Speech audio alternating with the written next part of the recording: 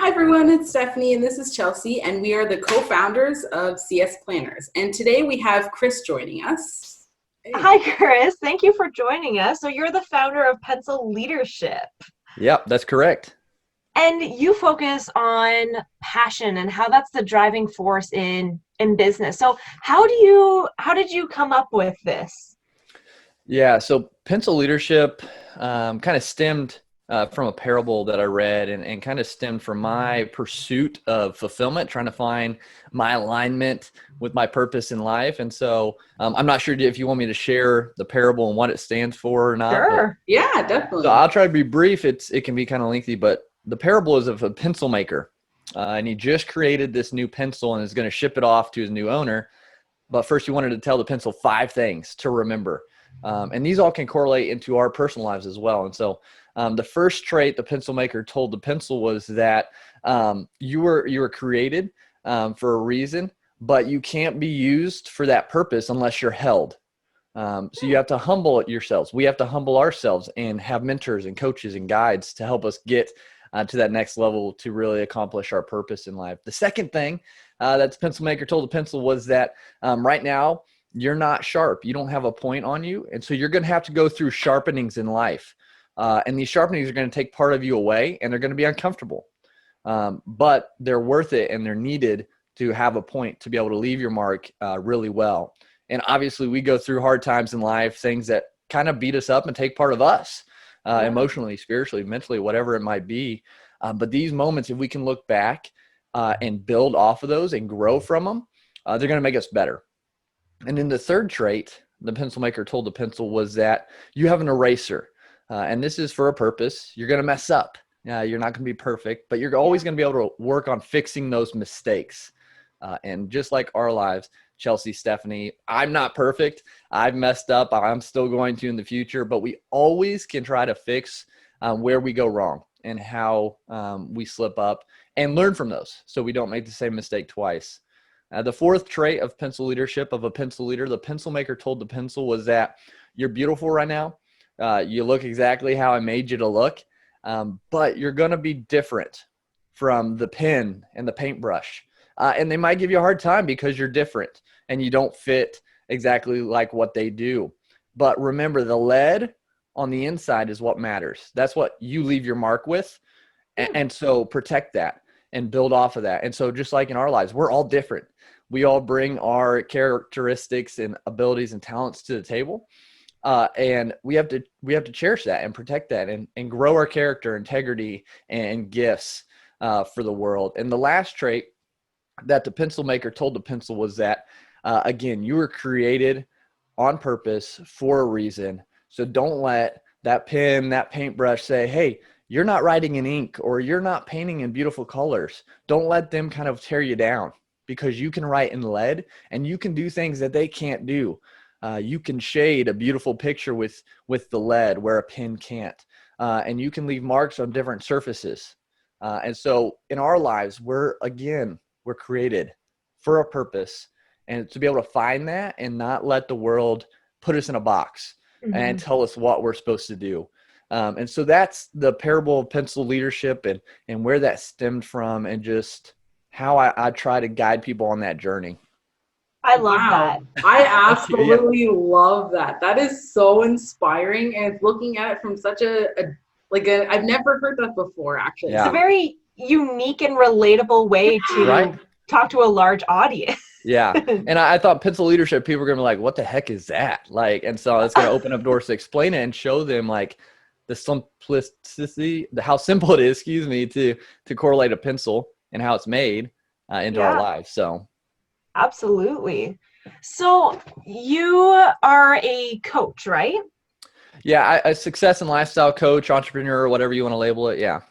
So what are most things that you find people come to you and need help with? Yeah, a lot of it really stems from lack of self-confidence and fear, because most of them are starting out on their journey. And so they might not feel comfortable making videos to put content to build that trust with their audience. They might not have that self-confidence in themselves or in their product, in their business yet, because they have that imposter syndrome. or maybe there's so much going on that they're feeling overwhelmed. And so we can kind of break things down into smaller steps, an action plan that they can take to start building that life of fulfillment. Which is so important, because I feel like that's a very common thing. If Mm-hmm. you don't feel like you have the knowledge that other people do, it doesn't necessarily mean that you don't have important knowledge. You have something that somebody else doesn't know. Yeah, no, it's true. And it starts with, I mean, how I tell them is you just have to be like 10 to 20% ahead of the people you're trying to help, because you're going to be at a higher level. And there's people they're helping me that are above where I am. And it's the same. It always will be that way. Yeah. And so if you look at it that way, you are 10% or 20% higher. I hate to say higher, but more knowledgeable on the topic. So you're able to help somebody. And so looking at it that way, you don't have to know everything, because we never will know everything and be perfect at it, but you have enough knowledge that you can start making an impact and a difference with it. And then the more you start helping too, the more knowledge you get, which in essence continues to help you grow as well. Yeah. Yep. It's just like kind of like a cycle. Yeah. You help somebody else and you can even learn from them something you didn't know. And then that's just build onto your knowledge base. You're building on their knowledge base, and then it's trickling down through them. And so it's a beautiful cycle.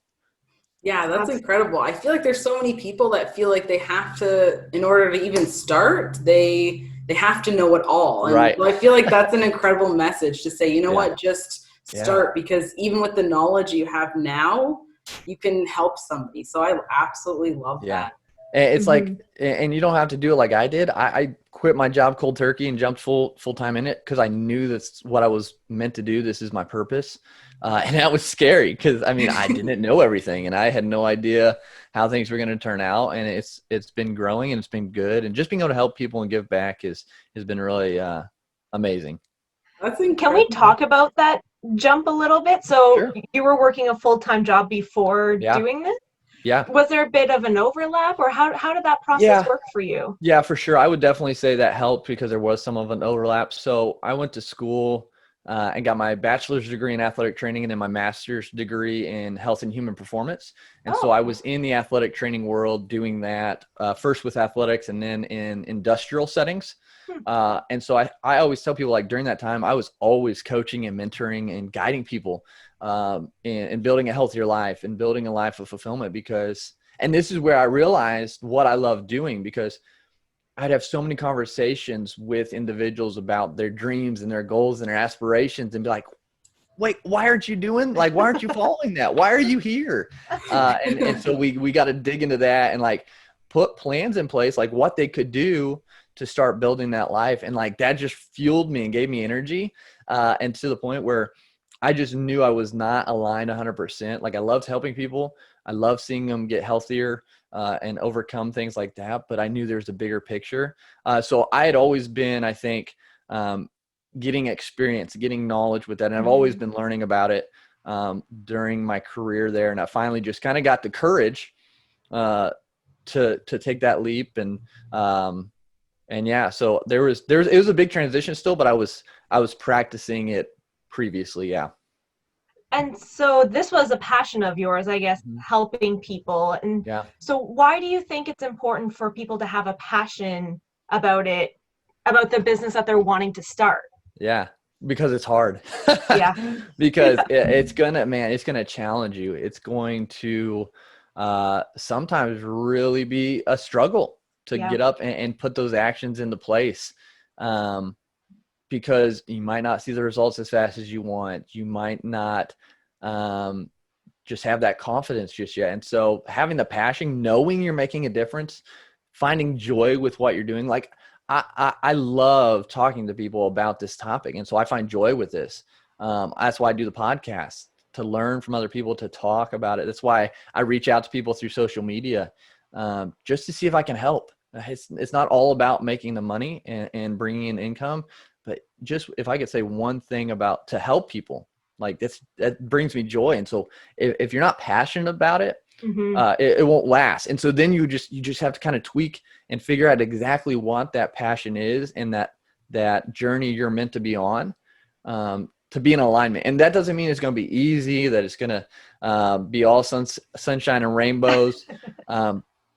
But there's going to be that driving force that gets you through those rough patches and over those obstacles.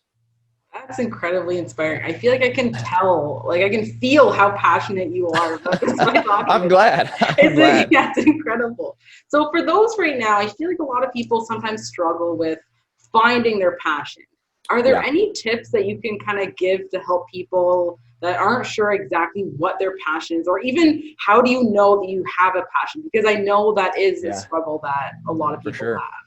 Yeah. And I think going back to what the struggle is, I think just so many people haven't experienced or tried enough things to know, because at such a young age, I mean, high school, can't even drive or can't even vote yet and things like that. Like, and they want us to choose our career path. Like, what do you want to do when you grow up? I don't know. Like, and I think the pressure of jumping into school, into college, university so quickly really hinders that process. And, you know, people say college, oh, that's where I've found myself and learned all those things. And that's great if you actually are trying different things. But I think that's where to start is experiencing different things, going out and just volunteering in different aspects. Like, I volunteer with, it's a program called Night to Shine Tim Tebow puts on for special needs prom for adults with special needs, and like realized I love volunteering in that aspect. Like I love doing that. It might, for some people, it's not, they don't find joy in that because it's hard for them, but I love it. But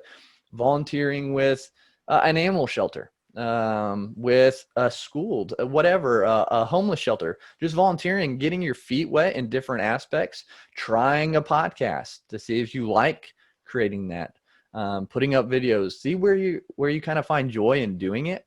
And then kind of start reverse engineer it. Like, what's the ultimate goal? I would love to do it full time, to do this, this, and this. Okay, what's it going to take to do that?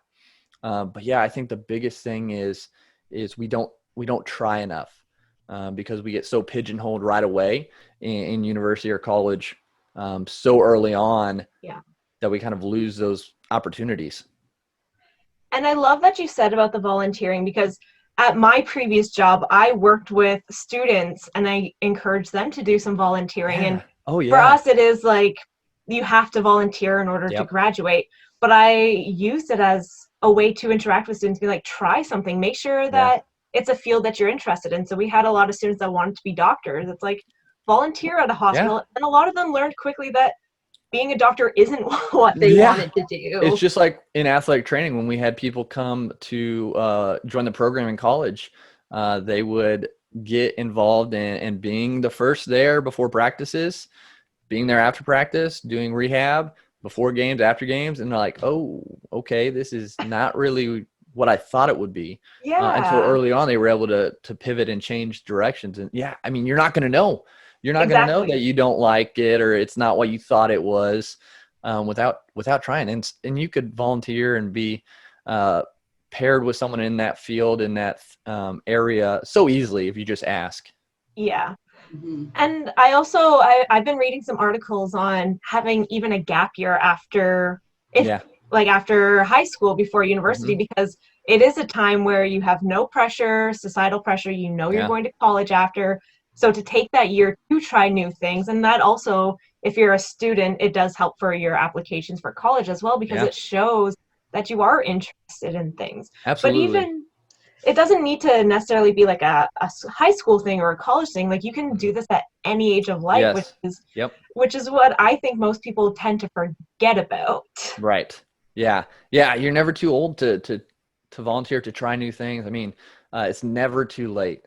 And that's the beauty of it. You can always extend yourself and just learn, and then put yourself out there and see. And maybe if you're further along in life, you kind of already know what that passion is because you have experienced it, but you just haven't taken that step to create a life around it. And like I said, you don't have to quit your job cold turkey. You can definitely ease into it and build something as you go.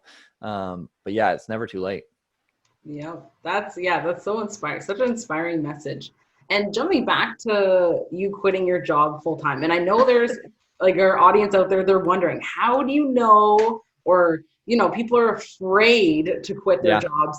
How do you kind of get over that fear? Do you have any like tips or anything like that on how people can kind of move to the next level, like when they're ready to quit their job? Yeah. For me personally, the big part was my faith and just going back to that and really being aligned with that and understanding that's kind of what I needed to do. But I also am a little bit different than a lot of people. And this isn't, I'm not trying to sound conceited or that I'm better than anyone, because I'm not, because it can sometimes be an issue, but I tend to go after the hardest thing. No matter what, I try to tackle that. If I know I can or can't, it doesn't matter. Like, what's the thing on the plate that I don't like eating the most? I'm going to eat that first because I want to get it over with and get it through. What's the hardest thing? On an obstacle course? Hey, which one is the hardest one? Okay, I'm tackling that. Funny story. We actually me, my wife, and another couple went to an escape room. And we were there. We're like, hey, what one do we want to do? And I turned to the person working. I said, which one is the hardest one and has the lowest rate of escape? And they told us, I said, that's the one we're doing, guys. And they're like, okay. So we went and did it, and we escaped. We were one of like the 5% that escaped. Wow, and so I couldn't have done it without the group. But like, I just love tackling the challenge. So for me, that's what it is. Like just having that faith and tackling loving challenges. But for those who might find that a lot really scary, like, oh, dude, you're crazy, man. Just take it small step at a time. Like, what can you do? What do you feel comfortable with doing first? Where can you put your toe in the water first? So whether that be, okay, maybe I'm just going to start putting like one piece of content out if it has to do with growing your social media, or maybe I'm just going to reach out to one new person just to see where they sit with this idea, what they think it could be, if it would be a fit or not. And so, yeah, just taking it bites at a time, and really work on believing in yourself, building that self-confidence, because that's going to get you through so much. And it doesn't have to be in a conceited way.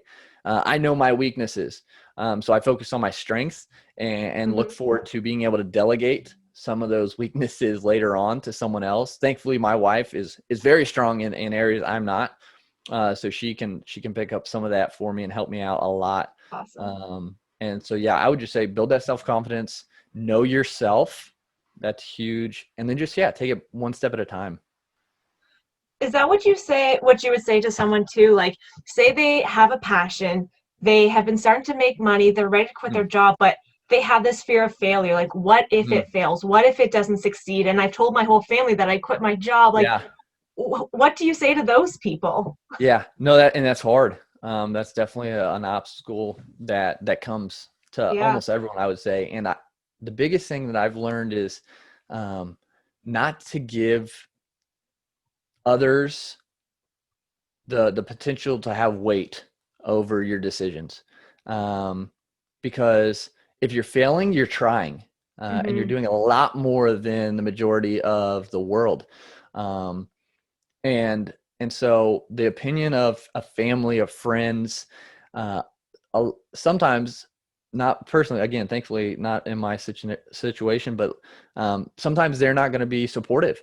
And that's only because they love and care for you so much, for the most part, that they want to protect you, because they've been programmed and say, hey, no, you're going outside of what's normal, quote unquote. So they're just trying to protect you. But don't let if you do fail, it's just a stepping stone to the next level. What's next? Just pivot. Because you've learned and you've grown through it, and okay, that didn't work, or that method wasn't the best. Okay, how can I tweak this and continue down this journey through my passions, and not give people the power over you one way or the other, because it holds us back a lot of the time. Yeah, definitely. And you worded it perfectly, that it isn't them trying to be negative. It is some people just trying to protect you. And that's a great way to look at it. Yeah. And if they are negative, don't take it personally. Like, that's really something that they are struggling with. Maybe they're seeing you take this step of faith and building something, and they're jealous, or they're or they're mad at themselves because they have not done it yet. And so that negativity comes out on you. So don't take it personally. That's a big one. And it's hard. I mean, you've got to practice every day and give yourself grace. Cause still sometimes, I deal with it. I'm like, man, they were negative about that. And I'm like, wait, it's on them. Something's going on. Like, reach out to them, be like, hey, I know you're not so positive about the situation. Is everything all right with you? How can I help you? Maybe reach out and change the conversation. Yeah, that's such an important message, because I feel like, there are some, like, it's hard sometimes when people are negative, and then dealing with that, like, is sometimes is hard, right? Especially the people that are closest to us. That's sometimes the hardest ones. And sometimes you just got to kind of give more space until they understand, and hopefully they do understand one day, and can see the progress. I know some people who do really well, and some people close to them still don't understand and aren't real supportive, but they're just kind of like tolerant of it. So you just got to do what you're created, and the journey you've been created to take, because if not, so many people are missing out on the blessings and the impact that you can have on that path. And that's huge. We have a duty obligation to follow that, why we're created, because if not, there's so many people that are missing out because of how we can help and how we can impact the world, which is a big picture. And it's kind of daunting if you think about it. Like, if I don't take that step, or if I don't try that, who is missing out? Who's losing out? Who am I not helping? Whose life is really a lot different because I did not take that step? Absolutely.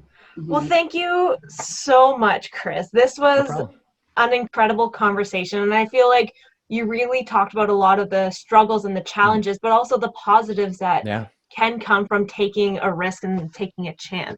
So do you have any final things you would like to say before we end today? Yeah.